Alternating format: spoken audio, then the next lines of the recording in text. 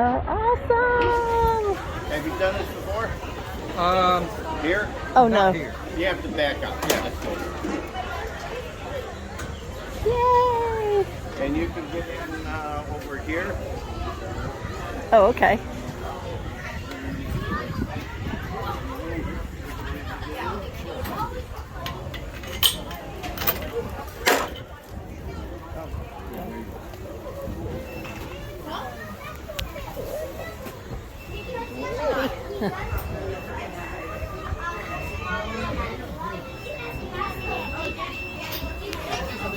Up there.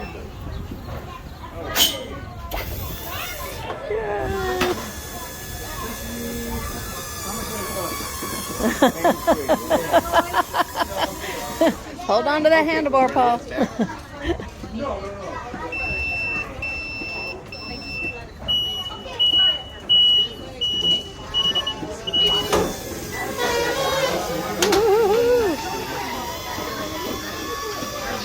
All right. That was perfect.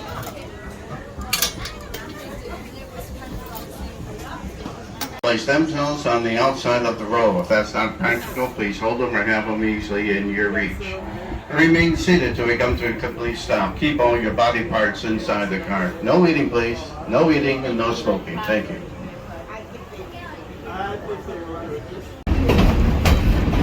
Here we are. We're parked right there.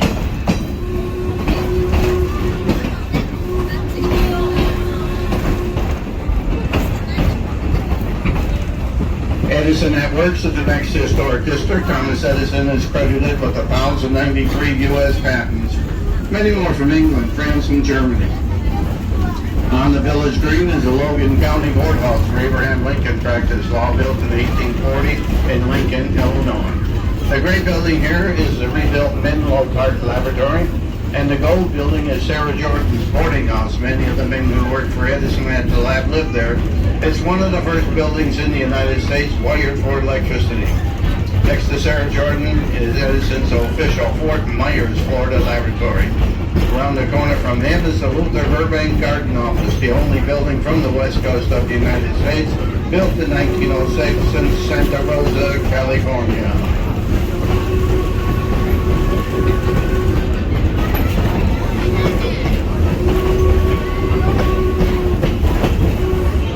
The 1832 Ackley Covered Bridge comes to us from southwest Pennsylvania. This is the entranceway in the Porches and Parlors District.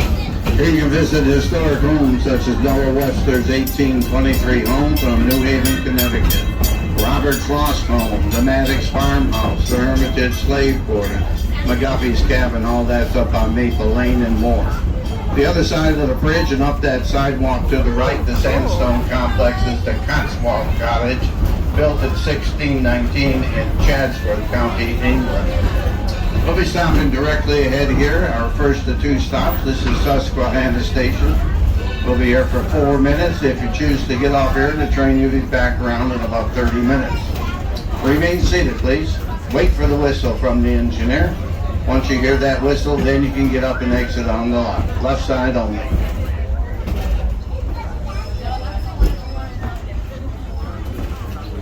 Sudbury, Massachusetts. The windmill is the Ferris windmill, considered the oldest in the United States, built in 1640 on Cape Cod. It was a gift to Henry Ford by his National Dealer Association in 1936. The dark gray building next to us, the Daggett Farmhouse, dating to 1754 from Andover, Connecticut.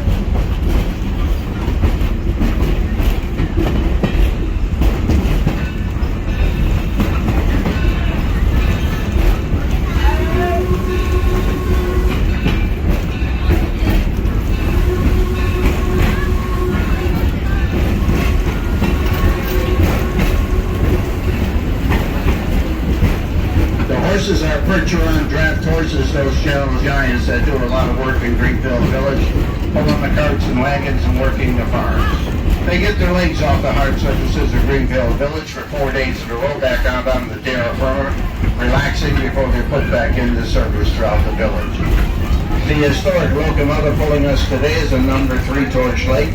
the oldest steam locomotive operating in the United States, built in 1873, makes it 150 years old this year. It originally worked the copper mines of the Upper Peninsula of Michigan.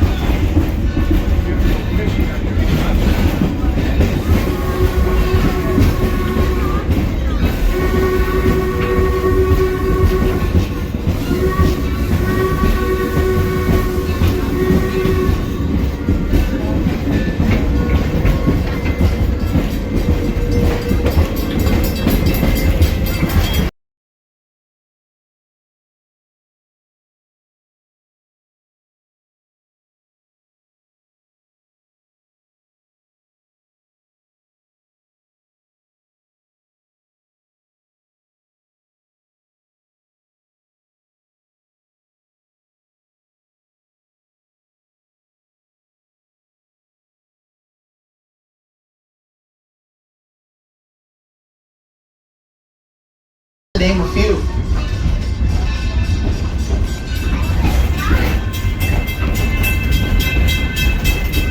We're now approaching the Working Farms District.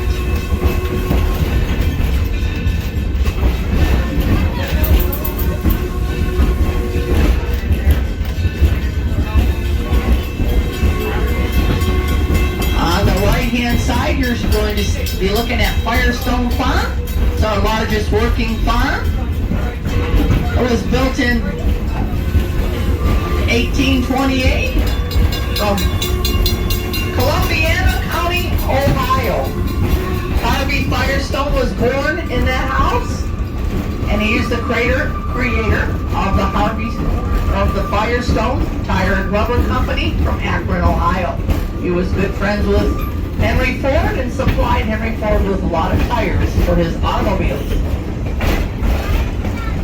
We're coming into Firestone Depot now, so remember, please remain seated until we come to a complete stop. We're going to hear the engineer give us a blast of the whistle, and I'll be glad to tell you when it'll be safe to exit on the right-hand side. Make sure